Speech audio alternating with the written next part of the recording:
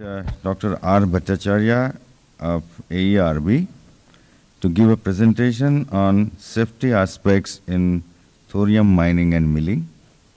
Dr. Bhattacharya is the Vice Chairman of Atomic Energy Regulatory Board and he is the Chairman of Indian Bureau of Standards Committee on Chemical Safety. Professor Bhattacharya, please. Good afternoon to all. I think this is the last talk in the technical sessions of these 4 days, but it is good the regulator speaks at the end. Before I talk on my subject matter, I just want to tell you one psychology of safety. If you go to a plant today, you will find a slogan, safety first, production must. So you give a priority to the safety. But to my mind, safety should not be prioritized. Because when you prioritize, then you have a scope of either keeping it down or to keep it at the top. Like when you come to the office or you come to the seminar nowadays, so you find in the morning, you might have got up late, you may skip your breakfast. You may skip again your taking bath to come to the session at the time.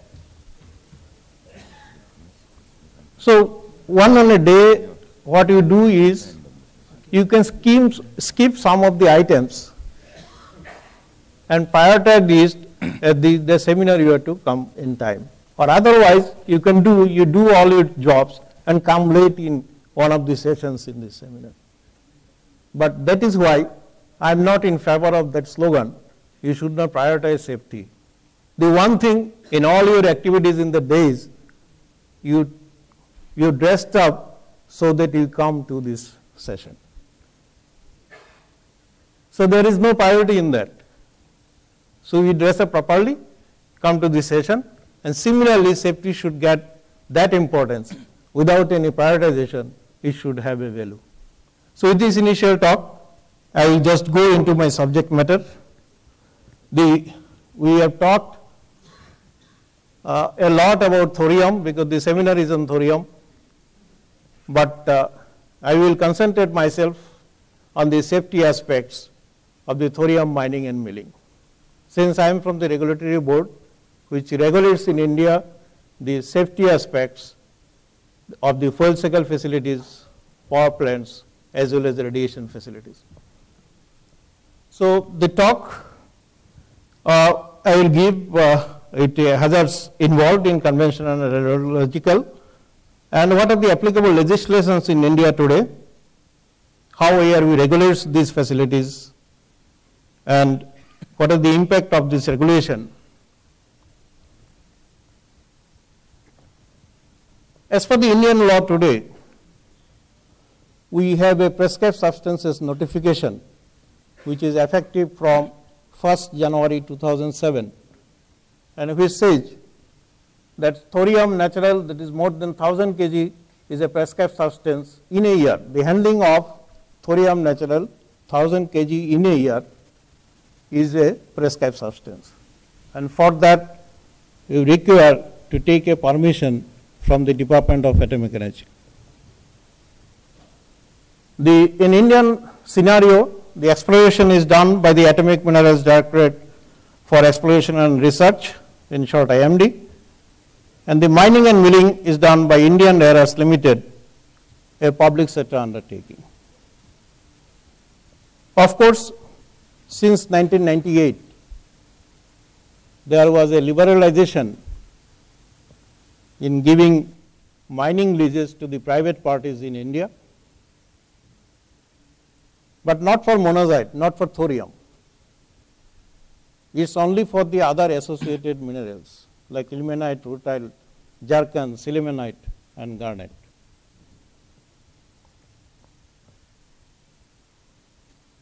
Presently, where we do get monazite is from the 4 units of the Indian Rare Earths Limited.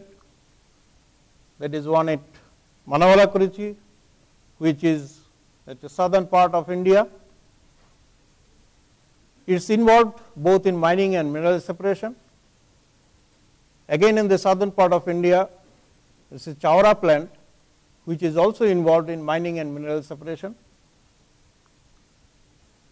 We have in eastern part of India one called Orissa Sen complex. This is involved in mining and mineral separation as well as chemical processing of monazite. And similarly at Udagamandal or Alue we call it, is also southern part of India. We have got a chemical processing plant. Earlier the uranium extraction or thorium extraction was being done at Udagamandal, which is now being discontinued and shifted to OSCOM. And we have a high purity rare earth project which also involves chemical processing of monazite.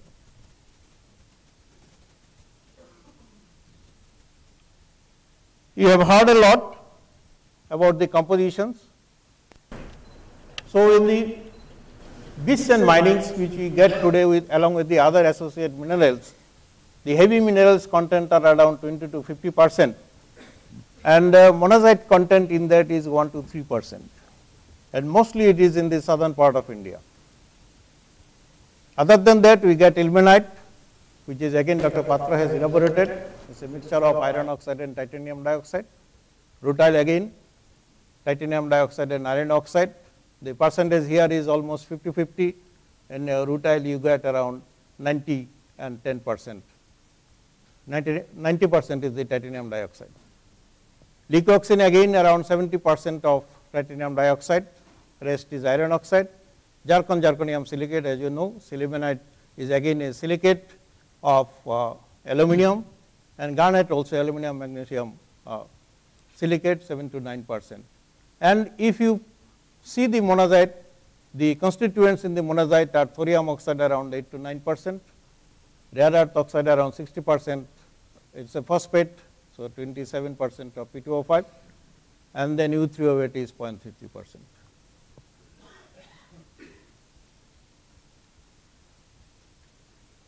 So when you do a mining, there are two options today. One is mining from the placer deposits, and another is beach washing collections.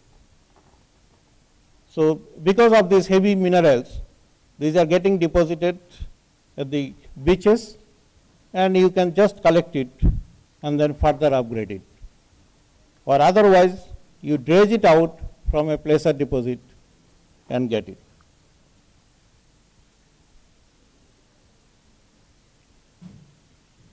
So what you do, you mine it along with these other associated minerals, and then you pre-concentrate it,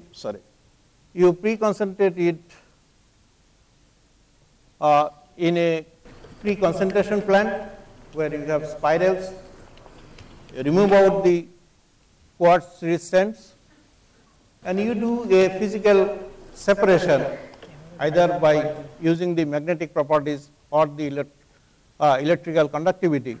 You by the magnetic separators or electrostatic separators, you get the various associated minerals in various fractions: ilmenite, rutile, leucoxene, monazite, garnet, sillimanite, and zircon.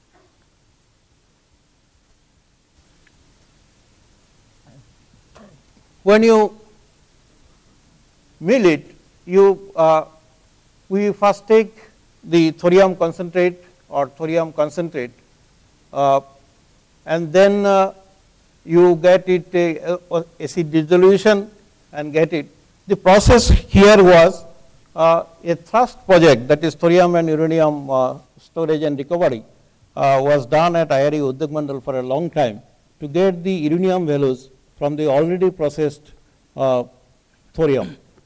So there are a lot of storage of thorium concentrate in the form of thorium hydroxide, and then it was put for further recovery of uranium and to further purify the thorium oxalate, and then you can produce from that thorium nitrate and thorium oxalate in a purer form. And the solid waste part I will come later. There are many conventional hazards which are either sinking of the dredge or drowning of the people or exposure to magnetic field from high intensity magnetic separators or high tension separators where electrical hazards are more. You have mechanical hazards, of course, with material handling equipment, and you have lot of chemicals and bulk storages of gases. With respect to occupational health, you have an inhalation of silica dust in the mining areas, and of course, use of flammable liquids on the conventional chemical safety part. On the radiological aspect, you know high energetic alpha emitter source of internal exposure, furon and its progeny source of internal exposure, and very strong gamma emitter a source of external exposure.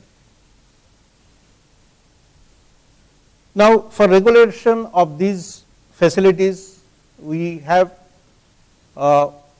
various laws in the country. What we practice in the Department of Atomic Energy units is a process of self-regulation, as well as an external regulator is also required.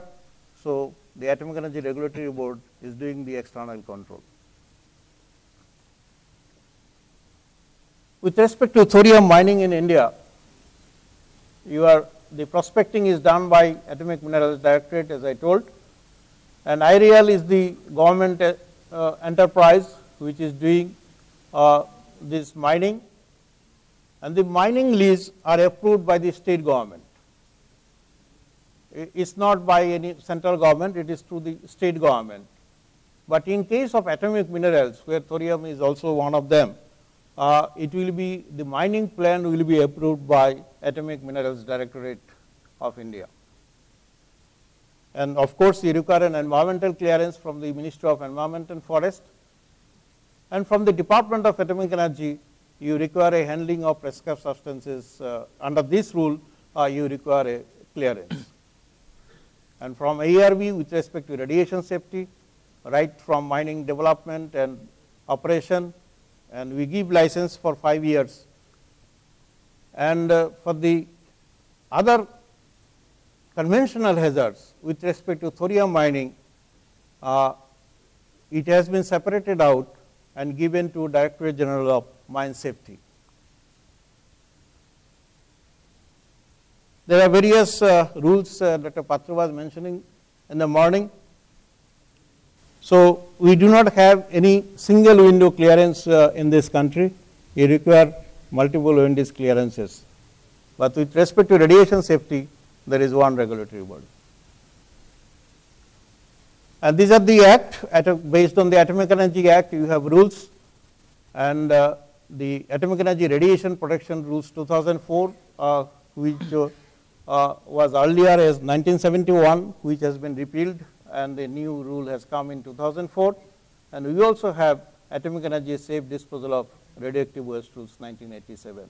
So, under this we give authorization, and we also give consents under the Atomic Energy Radiation Protection Rules. Other than that, in the country there are a lot of other regulatory bodies from where you require clearances. So, what is the method of regulation in ARB? So, we specified the requirement of the act and rules in the codes and guidelines prepared for this purpose, and when an application is received, we review and assess the hazards. Then after satisfactory review, we issue the license, which is valid only for 5 years, subject to renewal, and we periodically monitor and enforces the compliances of the terms and conditions of the license issued. In one unique feature which we see is the regulation by the spirit of the rule, judgment based on scientific understanding and ground, and prime responsibility of safety lies with the operator.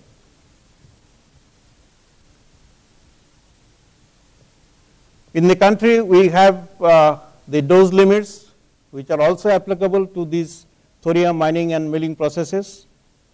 But as you know, the potential of these exposure is very less for this type of plants, we made a dose constraint for these plants as 6 millisievert per year for the occupational workers.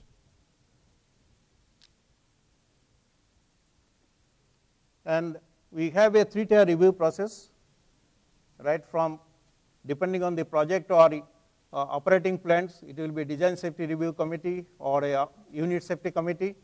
Then it will be a 2nd-tier committee, which is FX safety committee, either for projects or otherwise safety review committee for operating plants. And at the end, we have board of ARB. And below 1st tier, we have a division which is looking after all the formalities and technical aspects of the applications. So, and we have experts from various units, academic institutions, and other regulatory bodies.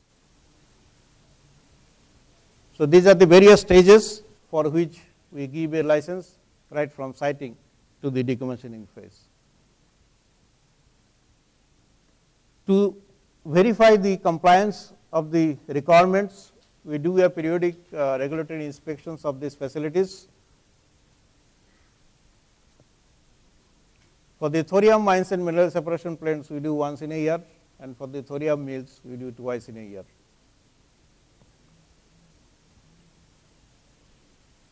The areas covered in the regulatory inspections, we see that implementation of the recommendations as stipulated by ARB, compliance with the various codes and guides relevant to that, fire and industrial safety aspects, adherence to technical specifications for operation, which is the Bible for them, training and qualification for the staff, radiation protection and waste management procedures, operational aspects, occupational health, and the overall safety culture in the unit. As I told, we are giving authorization under the Atomic Energy Safe Disposal Derivative Waste Rules 1987, and this is valid for solid, liquid, and gaseous. And periodic returns are available to ARB for further review. As we know, the public dose limit is 1 millisievert per year from any site. So, this is roughly 1/3 of the radiation dose that Indians may receive annually from natural sources, and this is also the limit recommended by ICRP. And these are the dose apportionment we take care while limiting these public dose, and this is applicable also for these facilities. And this, of course, this other August gathering does not require these pathways for this exposure to public, so I will skip that. So, but for monitoring of these radiological aspects and the radiological disposals, we have an independent health physics unit which is under the Bhabha Atomic Research Center to all these facilities of Indian Rare Earth. And of course, for occupational health safety, we have a certifying surgeon in each of the plant to look into this if any occupational health hazard is there. The major concerns with respect to conventional thorium mining and milling is the cyclone and tsunami, because these are at the coastal sites. And of course, there are bulk of chemicals, hazardous chemicals with organic solvents and diluents and flammable liquids. And there is a large throughput of the radioactive material and low active alpha bearing waste which are generated for these processing facilities, and this is chronic but a persistent low radiation levels. To regulate all these facilities, we have safety code on regulation of nuclear and radiation facilities, and we have also a code on site evolution of nuclear fuel cycle facilities, safety guidelines on thorium mining and milling, and of course, a safety guidelines on management of radioactive waste for uranium and thorium mining and milling. And for regulating all these facilities, we have a safety manual for radiation protection. While we do the safety evaluation, we see that the ventilation, that toxic and noxious gases does not exceed the permissible limits. There should be a dust minimization and noise control, as well as we also ask for a hazard identification and consequence analysis with respect to the chemicals being handled at that particular plant. Now, under the technical specifications for operations, we have given certain limit, particularly for the dredge operation, to maintain a freeboard above the level of water is around 6 meter deep, then restricting dredge operation up to a maximum wind speed of 90 km per hour. These has helped in the Orissa coast cyclones in 2 times, in 1999 as well as recently, that they could evacuate after getting a weather forecast, they could evacuate their people from the dredge, and those people could be saved. And there are other safety provisions. Of course, these are the safety measures is well known to all the ventilation, layout and zoning, confinement and containment, and of course, PPEs what are needed, and access control with respect to time, and shielding in certain cases where we have stored the entire thorium oxalate, and administrative control with respect to distance. As I told, the dose constant we have put at 6 millisievert per year, though the permissible level is 30 millisievert per year. This is the average individual dose in thorium mines and mills over the years. So you may see that this has come down drastically, and this is the average dose of the various facilities. And with respect to solid waste, we have lead barium cake, we have iron carbonate, and there are some insolubles, as I told, with the monazite, and these are also. So these are the various method of apophyline concrete trenches where we keep these stored, and we monitor with the borewell around the storage area, and these are inspected during the regulatory inspections by AERB.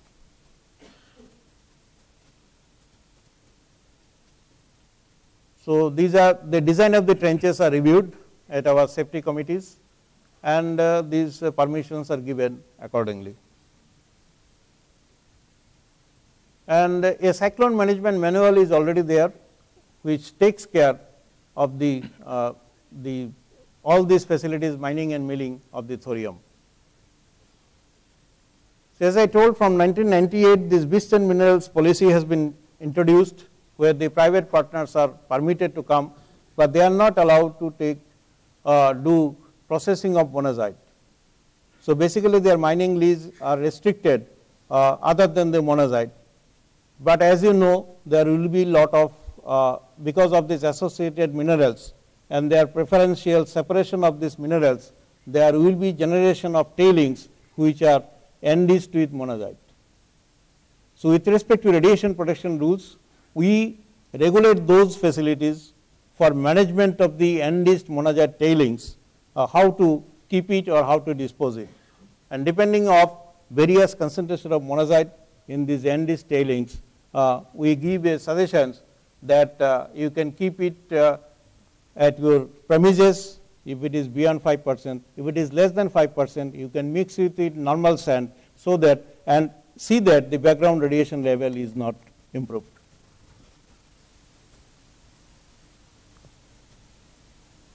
So that is what I was telling. These large quantities and monazite content less than 5% is mixed with silica sand and backfilling the mined out site, with a condition that background radiation should not increase. Small quantities and monazite content more than 5%, these are stored in trenches and topped with silica sand. And government is coming up with a monazite policy how to handle it in future.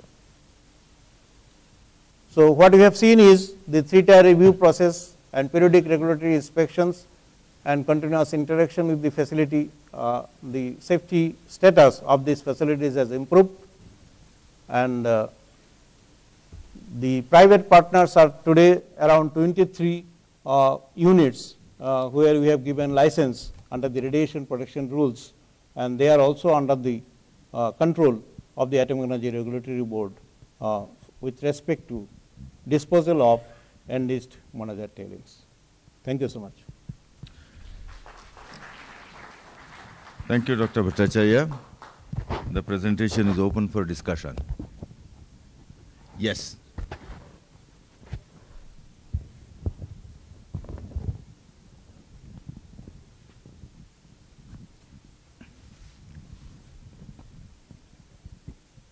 Thank you very much for your nice presentation. I see from your presentation that there are two competent authorities during the life cycle of thorium mining. One is the Atomic Regulatory Board, and the other one is the Directorate General for Mine Safety. But first of all, I would like to ask, do you find this challenging, having two competent authorities in the life cycle of the thorium mining? And if you do, how do you overcome this challenge? Thank you. Thank you for the question.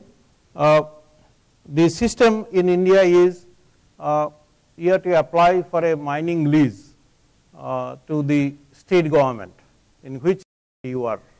We have 29 states today in the country, and which state you are, because it all depends where the abundance is there. So we have to apply for that. Now after that, state government give a mining lease for 30 years for any mining area. And at the same time, the Director General of Mine Safety will be asked to, for other mines, to approve the mining plan. But for thorium mining, it is the Atomic Minerals Directorate, they will approve the mining plan. So at the end of this, that you cannot just keep it like this. They have to see that end use office. After 30 years, if the entrepreneur has to go away, then where these radioactive materials will be there. While approving the mining plan, that has been also looked into. And then after 30 years of expiry, so they have to again go for new mining lease, and again all these aspects will be looked into. Thank you very much. Any other comment? If there's no other comment, let's thank.